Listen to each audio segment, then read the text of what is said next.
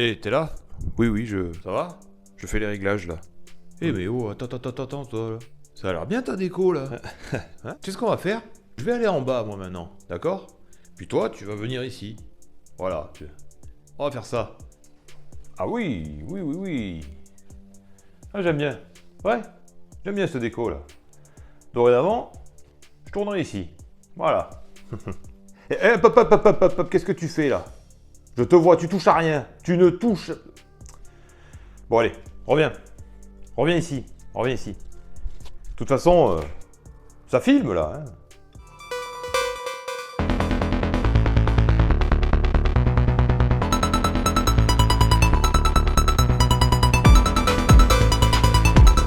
Bonjour, je suis très heureux de vous retrouver. Aujourd'hui, je vais vous parler d'un film.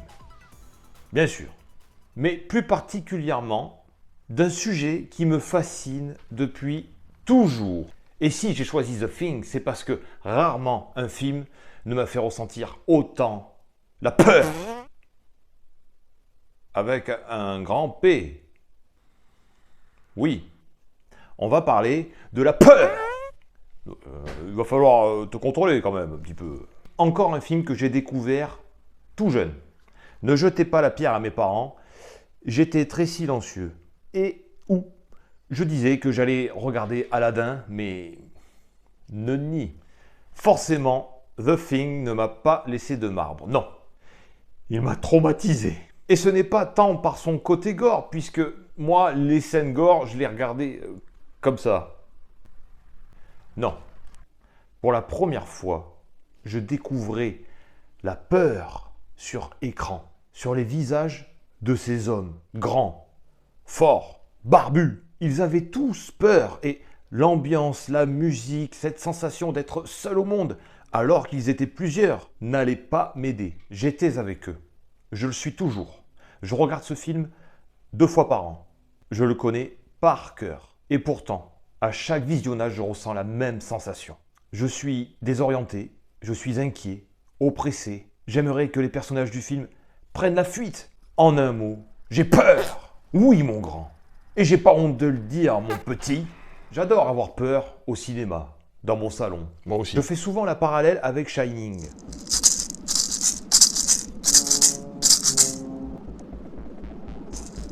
Il t'arrive, ça s'appelle, hein?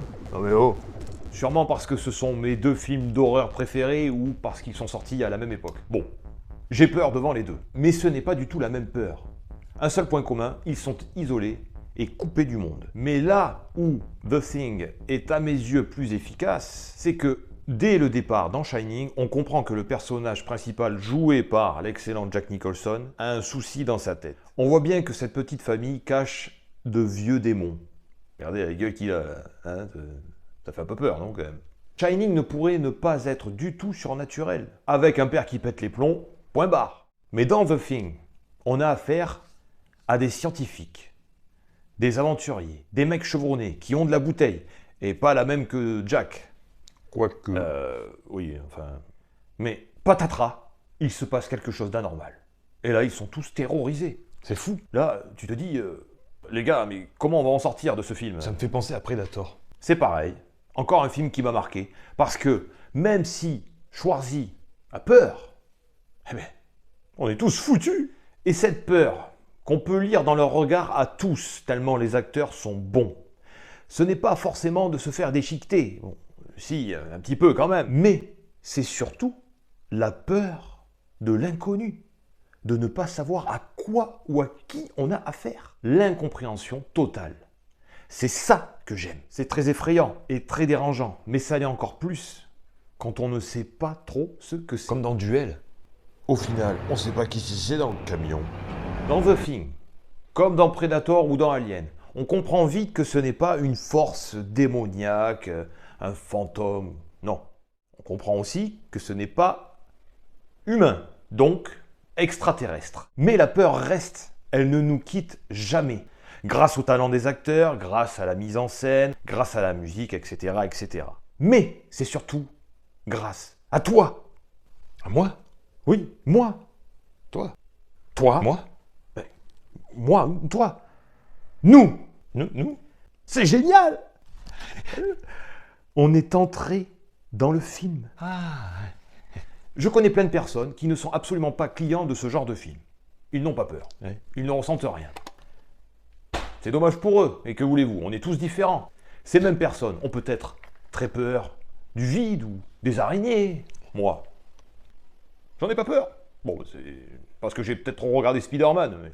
Si comme moi, toi aussi, tu te chies dessus dans l'escalier la nuit quand il n'y a plus de courant. Si comme moi, tu te réveilles en pleine nuit parce que ton pied n'est plus sous la couette et tu as peur que le monstre du dessous du lit te l'attrape. Et enfin, si comme moi, quand tu marches seul dans l'obscurité, tu es sûr qu'un démon te suit et va te grimper sur le dos. Alors tu cours, comme un taré, tout seul. Tu es peut-être fait pour regarder The Thing. Installe-toi, tu vas passer un adorable moment. Au début du film, il y a une soucoupe volante. Voilà, c'est ce que je disais, clairement, on sait à quoi on va avoir affaire. Nous sommes en Antarctique, en 1982. Lui, c'est McCready. Il joue sur son ordi et il picole.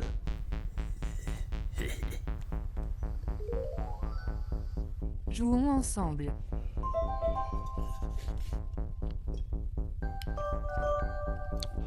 Trouve l'animal à qui correspondent ses empreintes. Poule, chien. Chien. Mauvaise réponse. Mauvaise réponse. Mauvaise réponse. Sale pute. T'es nul. Je t'emmerde, connard. On assiste à une étrange partie de chasse. La chasse à l'hélico. Et qu'est-ce qu'on chasse? Le chien. Mais c'est dégueulasse. Oui, d'ailleurs, le bon Dieu va les punir. Poum! On découvre une équipe. On découvre un endroit, une base. On ressent le froid. Et surtout, déjà, l'incompréhension. Pourquoi nos chers collègues venus de Norvège ont essayé de buter ce pauvre chien? Le pilote de l'hélicoptère RJ McCready et le docteur Cooper se rendent donc sur leur campement pour essayer de comprendre qu'est-ce que c'est ce bordel. Mais il n'y a rien, à part des restes et des ruines calcinées. Mais il y a un gros glaçon. McCready pense « J'ai pas assez de whisky ». Le doc se dit « J'imagine même pas la taille du congélateur ». Louis de Funès pète un câble.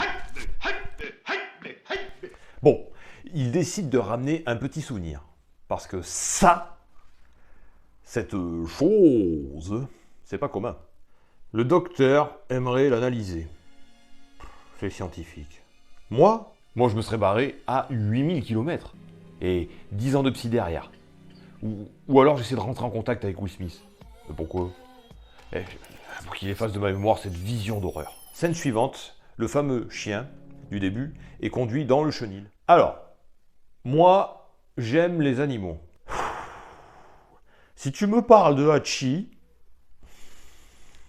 oh, dans 5 secondes, je chiale. Moi, c'est pareil. Non mais sans déconner, c'est même pas que j'ai pleuré devant Hachi. Tu sais, les petites larmes là, les yeux un peu humides, les trémolos dans la voix. Non. Devant Hachi, j'ai chialé. Bref, cette scène est insoutenable. Et là, tu regrettes que ce connard de chien ne se soit pas fait buter au début du film. Mais parce que c'est pas un chien. Vous vous souvenez quand je vous parlais de la peur, hein? Cette scène-là, ça, je sais pas vous, mais moi, ça me foudroie. Le chien, il est en panique totale. Et il essaye de se barrer en mordant le grillage. Voilà. Ça, c'est une réaction logique. Il s'est pas dit, tiens, quelle drôle de race ce clébard. On va attendre qu'il se calme et on va l'analyser. Je crois que les chiens entre eux se nomment clébards. Cette scène me choque toujours autant. Et pour la première fois du film, les personnages se retrouvent confrontés à la chose. Et on peut lire sur leur visage à tous, sans exception, cette même sensation. Et vous savez de quoi je parle. Ce n'est que le début. Alors on fait des autopsies, on retourne sur le camp norvégien, on découvre un vaisseau spatial, le même qu'au début. Et quand je dis au début, je pèse mes mots, puisque Norris estime que le vaisseau est emprisonné dans la glace depuis 100 000 ans. Et comment il sait ça, lui? C'était écrit sur le contrôle technique. Ah ben... Donc la chose extraterrestre, là, ça fait 100 000 ans qu'elle était coincée dans un glacier chez nous. Forcément, tu la réveilles, elle est dégoûtée. Et elle cherche à repartir. Quand elle a quitté sa planète, son fils avait 1 an. Et maintenant, il a... 100 000, 1 an. Ouais. Ah oui. Tu vois le genre. Mais comme souvent, je m'éparpille, et notre petite équipe commence sérieusement à se laisser gagner par la peur. Bah oui. Dans un premier temps, tu fais quoi dans ces cas-là? Tu cherches une explication rationnelle. Tu te poses des questions, donc tu veux des réponses. Car si tu sais de quoi il s'agit, eh bien tu peux peut-être la vaincre, ta peur. Mais c'est trop tard et la paranoïa envahit le biologiste Blair. Il a bien compris que la chose est capable d'imiter à la perfection toute autre forme de vie. Et donc voilà, nous y sommes. Quand l'humain a peur, il sombre lentement mais sûrement dans la folie. Et c'est sûrement pas en regardant des vidéos toutes cheloues à la télé que ça va s'arranger. À la fin de la vidéo, si le téléphone avait sonné qu'à l'autre bout du fil, une voix aurait dit « 7 jours », c'était crédible. Bon, les gars, faut se reprendre en main. Rien ne va plus. Blair sabote le navire et bute les chiens. Vous allez avoir des problèmes, vous, là. N'empêche qu'il devient fou, mais il est clairvoyant. Il a conscience que la chose va les exterminer jusqu'au dernier. Et qu'en aucun cas, il faut la laisser s'échapper. Tout le monde se méfie de tout le monde. La confiance et la cohésion ont complètement disparu. On pense même ne plus jamais revoir ce bon vieux MacReady, alors qu'on a bien compris que c'était lui le véritable leader du groupe. Le moral dans les chaussettes. Et l'estomac dans les... Cette gueule-là, c'est comme ce plan-là. Ou celui-là. Ou même ça. C'est le genre de gueule que tu n'oublies jamais. Et lorsque je pense, ou que quelqu'un me parle en l'occurrence de The Thing, c'est la première image qui me vient en tête. La chose est terrifiante et très intelligente. Tu lui coupes la tête, elle se barre quand même. Les mecs sont complètement désorientés. Plus les heures passent, plus la situation s'aggrave. Maintenant, il n'y a plus de place pour le doute et MacReady ordonne à tous de tester leur sang afin de trouver qui est la chose et si elle est encore parmi eux. C'est vrai. Si ça se trouve, elle est morte ou elle est partie tout simplement en laissant un mot. Désolé pour le dérangement, c'était pas mon jour. Oui mais non, il y a peu de chances que ce soit un happy end et de toute façon, même notre héros a atteint le point de non-retour en tuant un innocent, le maître chien. Froidement. En même temps, il fait froid. Et la chose est toujours là et elle fait des ravages. C'est la cata. Il fait nuit, il fait froid, ils font 3 groupes de 1, ils n'ont plus de courant, les mecs disparaissent et réapparaissent en mode donne-moi ton visage. Et là, on a droit à un face-à-face. Explosif. Avec un MacReady qui dynamite l'effroyable chose. Et tout ce qu'il y a autour. C'est la fin. Et il fait très froid. MacReady se sent seul. Je vous l'ai dit, il n'y aura pas de happy end. Ah mais si, regarde. Il y a Child qui revient. Il partage la bouteille. Ah oui, ils ont l'air contents de se revoir. Hein. Me voilà soulagé. Ça, c'est la réaction que j'ai après avoir eu peur. Je suis même capable de regarder un épisode de Petit Ours Brun pour me changer les idées avant d'aller au lit. La peur m'attire, oui. Mais elle me paralyse. Tu fais peur, hein? La peur, donc. Ouais. Qui se souvient de l'émission Mystère sur TF? Moi, je m'en souviens. Elle passait le vendredi soir. Je voulais tout le temps la regarder, mais dès le générique, j'étais pétrifié.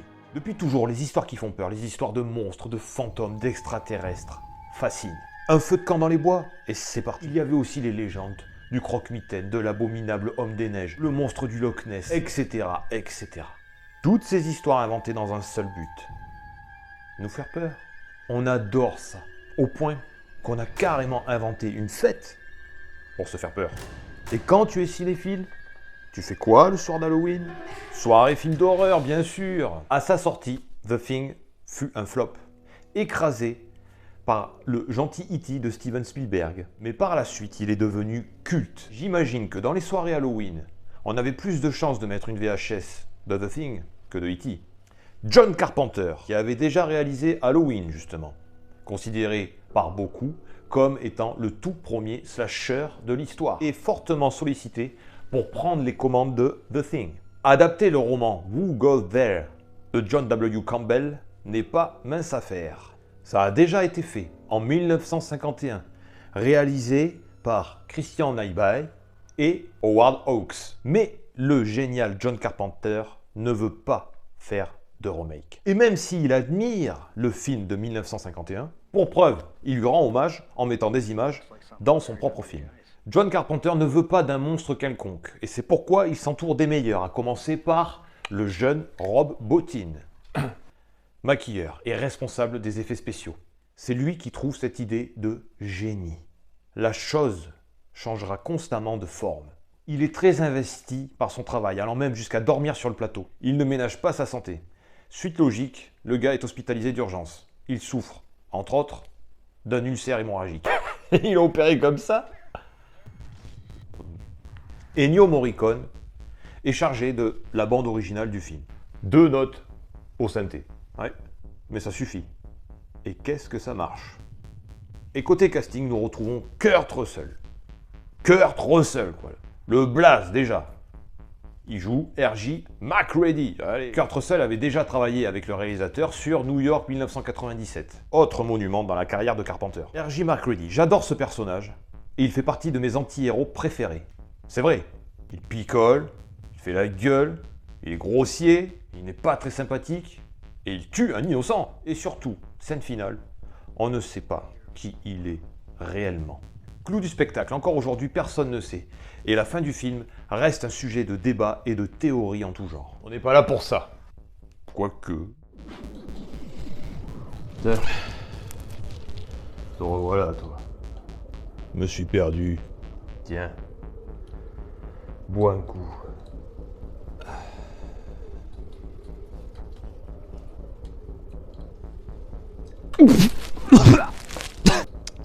Mais c'est de l'essence. Ouais. C'était pour voir si t'es pas la chose.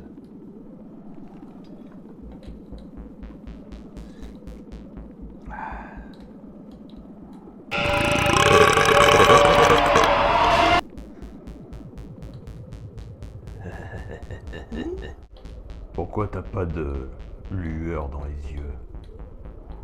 C'est parce que je suis à contre-champ.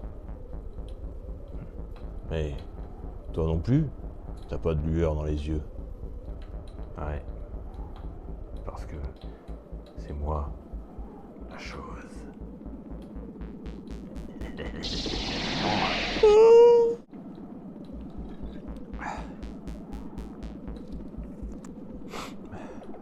C'est toi la chose. Mais non, c'est pas moi. Si. Mais Si, non, c'est toi la chose. Bon, tu peux m'assimiler si tu veux. C'est ok. Mais en douceur, avec amour. De toute façon, on n'est plus que tous les deux.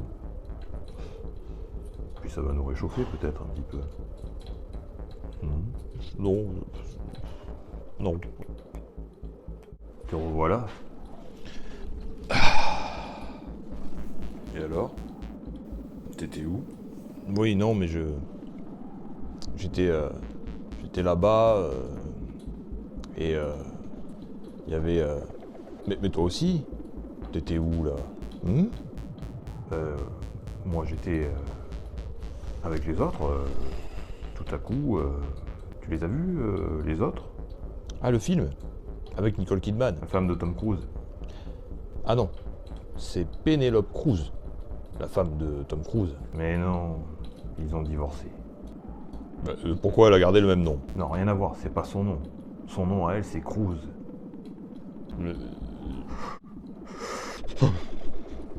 Te revoilà. Ah mais au moins, je vais pas crever tout seul. Il fait très froid, hein. Il fait très froid quand même. C'est le principe du... Ouais, mais non, mais oh. Non mais oh, on est en train de tourner là. Johnny. Ah ben super. J'aurais... Il a sa hache, Mais arrête tes conneries. Hey, oh. J'adore cette scène. Mention spéciale à Case David, qui joue à la perfection. Le mec louche. On sait pas trop qui il est. En même temps, il cache quelque chose ou pas, tout simplement. Et le reste du casting est composé d'acteurs talentueux et crédibles dans leur rôle. Tous les protagonistes de ce chef-d'œuvre ont participé à un tournage difficile, mais à l'arrivée, c'est un mal pour un super bien. Aujourd'hui, ce film est culte. C'est un classique. Et c'est tellement mérité. John Carpenter a dit en juillet 2019 « J'ai injecté une bonne partie de mes peurs dans mes films. » Fin de citation. C'est une manière de les apprivoiser, je pense. Pour peut-être essayer justement de les vaincre. Moi, je préfère les chouchouter, les nourrir. Parce qu'en vérité, j'adore avoir peur. Ouais, je crois, vas-y, je crois que t'as le Kinder qui crie surprise là. Hein. Et voilà, c'est la fin de cette vidéo. J'espère qu'elle vous aura plu. Comme d'habitude, hein, vous savez, n'hésitez pas à commenter, à liker, à partager, et puis à vous abonner à ma chaîne. Et désolé si, pendant toute cette vidéo, il y a eu quand même plusieurs gags très prout-prout. Moi j'adore. Il faut que j'y aille parce que Jean-Francis a embaumé la pièce.